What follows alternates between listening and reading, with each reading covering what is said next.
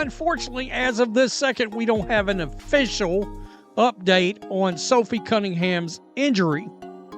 But what we do have is we've got one quote-unquote injury expert out there that did weigh in based on the camera angles of Sophie Cunningham's injury. We've also got a very interesting picture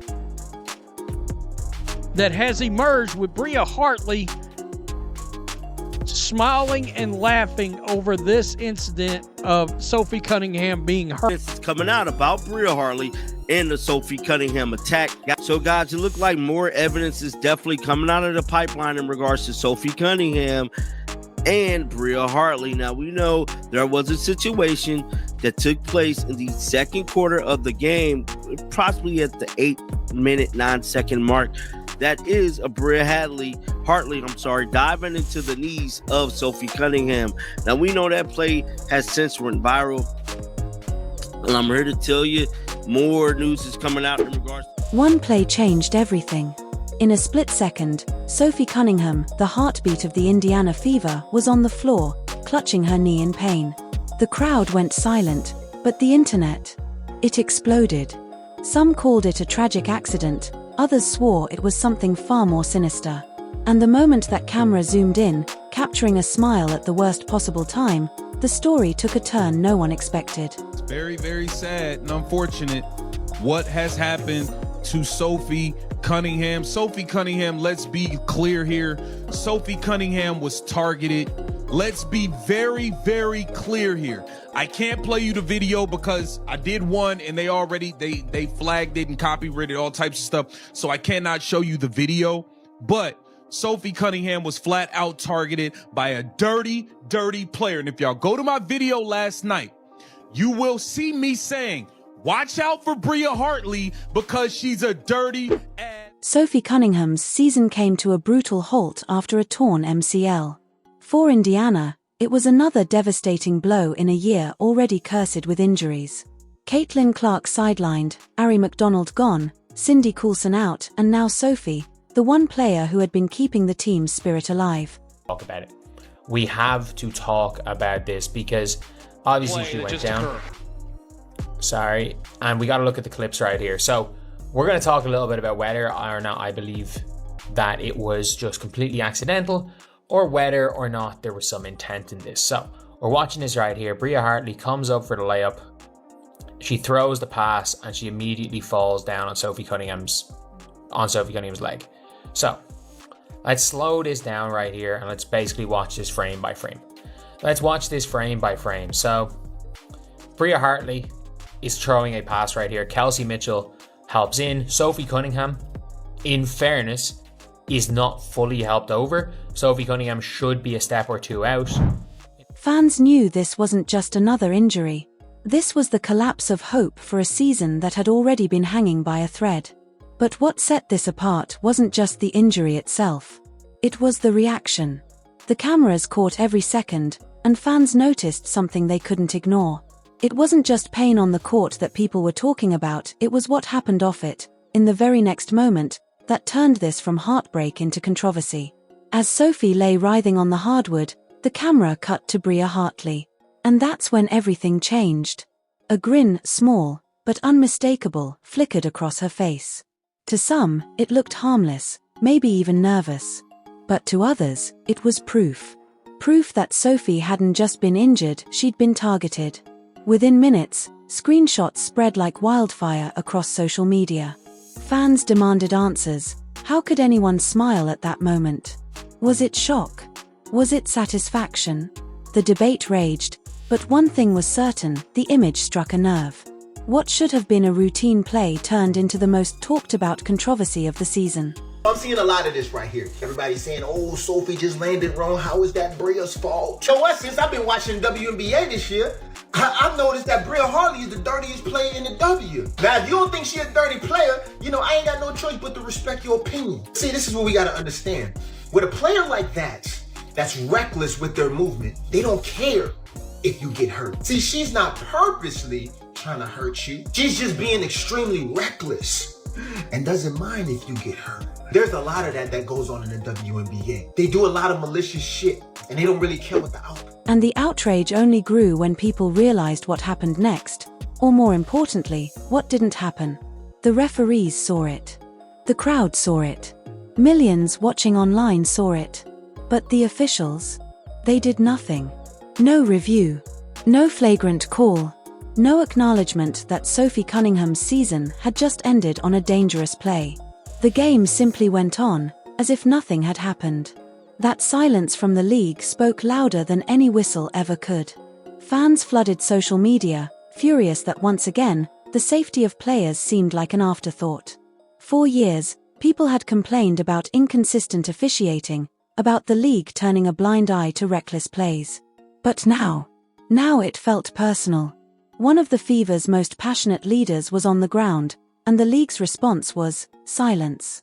And while the officials stayed quiet, Sophie's family and Sophie herself refused to. While the league stayed silent, Sophie's camp wasted no time making noise. Her sister, Lindsay, went straight at the WNBA, blasting officials for their failure to protect players. Maybe you should focus less on fining athletes for speaking out, and more on hiring referees who can actually do their job. The post spread instantly, with fans rallying behind her frustration. But Sophie herself? She handled it differently. Even through the pain, she spoke with fire, not pity. Instead of playing the victim, she stood tall, reminding fans she wasn't broken. And when she dropped the line that instantly went viral, F around and find out, the message was clear. She wasn't done fighting, not on the court and not off it. That defiance lit a spark. I'm telling you right now, Sophie Cunningham was targeted by Bria Hartley, and it just is what it is. It is what it is. I don't want to sit here and play games and act like, she wasn't. She was targeted by Bria Hartley, and that's just the fact of the matter. And people can act like it's not all they want. I told you guys this girl was a dirty player. And that's all she did today was show how dirty she is. This is unfortunate. I don't know how the Indiana Fever can continue to survive these. Suddenly, Sophie's story wasn't about a season-ending injury anymore.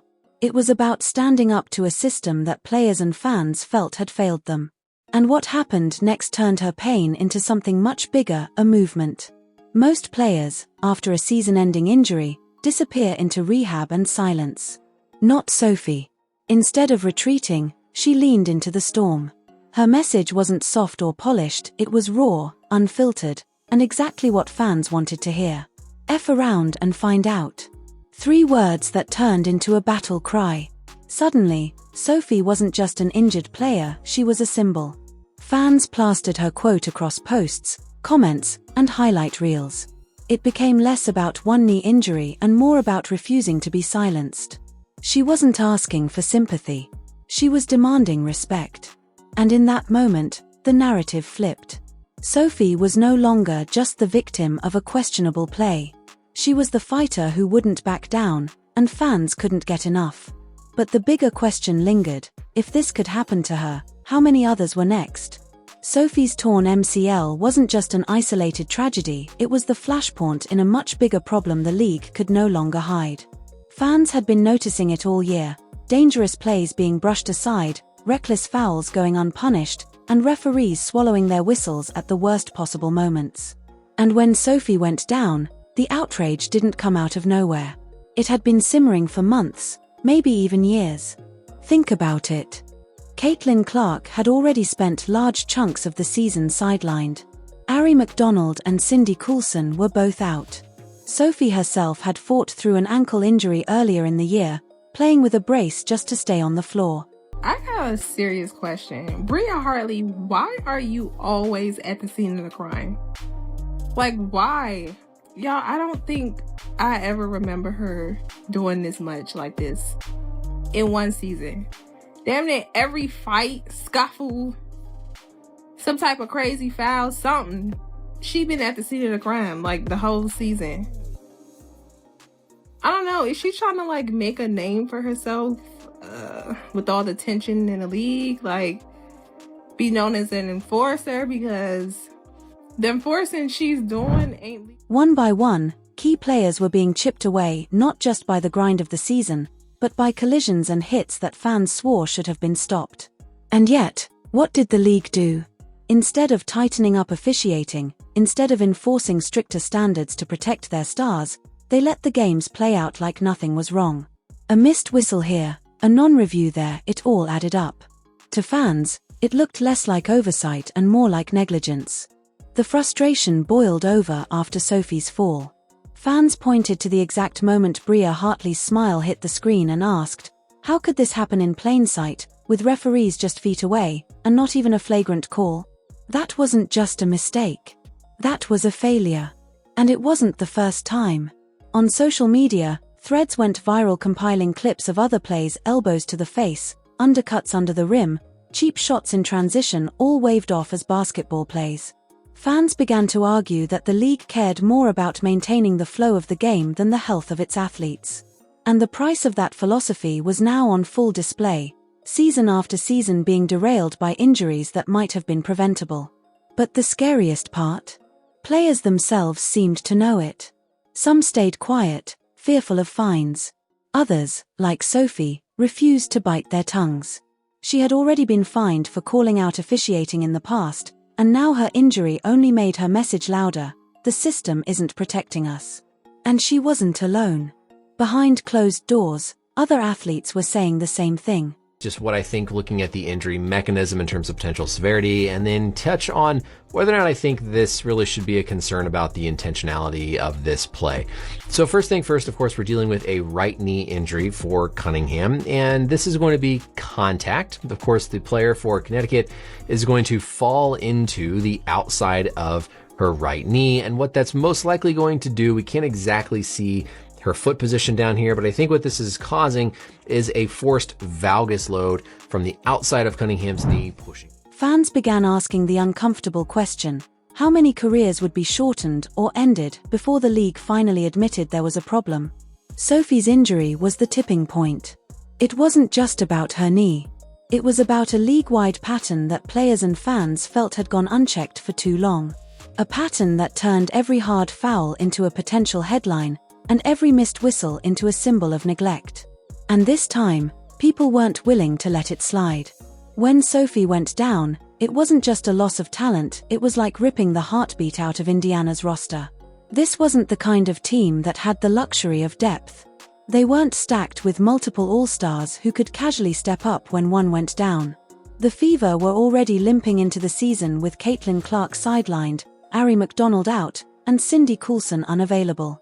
Losing Sophie was the gut punch that made fans wonder if the entire season had just slipped away. And yet, what happened next caught everyone off guard. The Fever, without their emotional spark plug, did the unthinkable. Against the Connecticut Sun, one of the toughest teams in the league, Indiana staged a comeback for the ages. Down by more than 20, the game looked all but over. Commentators started writing the script for another loss, another night defined by disappointment. But the players weren't finished. Possession by possession, they clawed their way back. Kelsey Mitchell turned into a scoring machine, slicing through defenders with a determination that looked eerily familiar, like she was carrying Sophie's fire with her on the floor.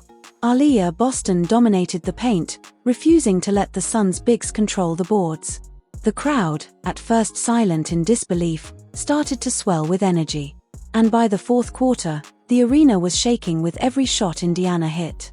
When the buzzer sounded after overtime, the scoreboard told a story nobody expected: Fever 99, Sun 93. It was the greatest comeback in franchise history.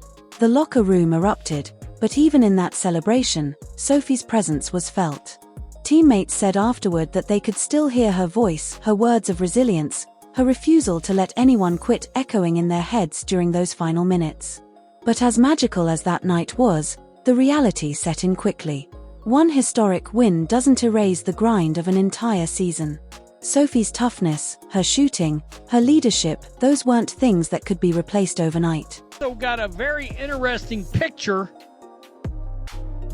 that has emerged with Bria Hartley smiling and laughing over this incident of Sophie Cunningham being hurt. Now, it's interesting, this injury expert speculates, doesn't think it's an ACL, maybe an MCL, or the thing that I considered when I saw it. I thought her knee dislocated, is what I thought I saw. Okay? Hell, I'm no doctor. The question wasn't whether the Fever could rally in one game. It was whether they could carry that spirit for the rest of the season without her. And that's where Sophie's impact grew even larger. Even while sidelined, she wasn't absent. She was courtside, lifting her team, standing as a reminder that the fight wasn't over. Her leadership moved beyond the court, and that's when her role shifted from star player to something even greater. Sophie Cunningham could have disappeared into rehab, quietly grinding away at recovery while the season passed her by. That's what most players do after a devastating injury. But Sophie, she chose a different path. She became louder, more present, more fearless. Her voice wasn't just about her own pain, it was about every athlete who had been left unprotected by a system that looked the other way. Fans had long complained that referees allowed reckless plays to slide, but Sophie gave those frustrations a face. When she called out the league, it wasn't scripted or polished. It was real. And people listened. Her sister's fiery words had already put pressure on the WNBA, but Sophie's defiance took it to another level. A very interesting picture that has emerged with Bria Hartley smiling and laughing over this incident of Sophie Cunningham being hurt. Now, it's interesting, this injury expert speculates, doesn't think it's an ACL, maybe an MCL, or the thing that I considered when I saw it. I thought her knee dislocated, is what I thought I saw. Okay? Hell, I'm no doctor. She reminded fans that she'd already been fined multiple times for criticizing officiating, and yet here she was again, refusing to stay silent. That honesty resonated. Fans weren't just rallying behind an injured player anymore. They were rallying behind a fighter who dared to say what others couldn't. And then came the moment that shifted everything. 3 words. F around and find out. It wasn't corporate. It wasn't rehearsed. It was raw. And that's exactly why it worked. In a league where players are often encouraged to stay professional, Sophie's unfiltered fire hit differently. It spread across social media, turning into a viral catchphrase. Fans began using it as a rallying cry not just for the Fever, but for the fight for accountability in the league. It was about more than basketball. It was about players standing up for themselves. That's when Sophie became more than an athlete.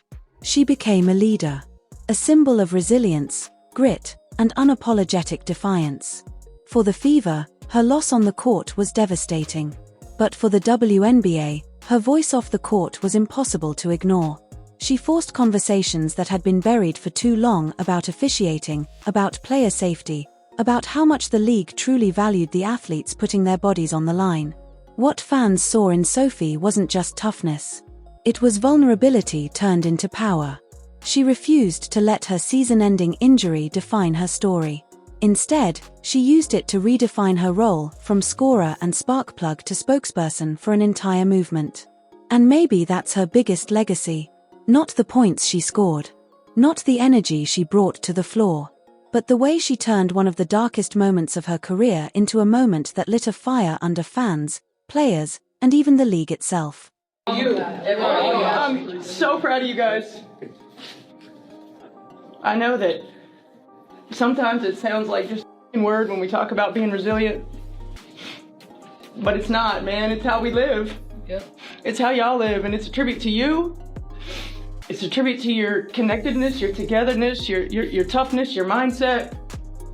You never give up gritty attitudes. Like, that's what it takes. That's what it takes. Sophie Cunningham wasn't just injured. She was unleashed. Sophie Cunningham's story isn't just about one torn ligament.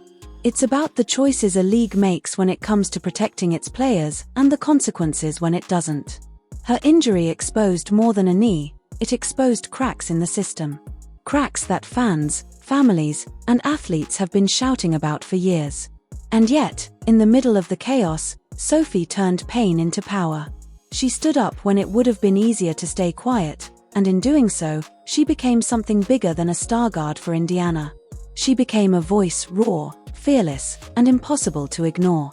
But the question still lingers: how many more careers have to be cut short before the league finally acts? How many more moments like this will it take before safety becomes more than just a talking point? Because Sophie's season might be over, but her message? That's just getting started.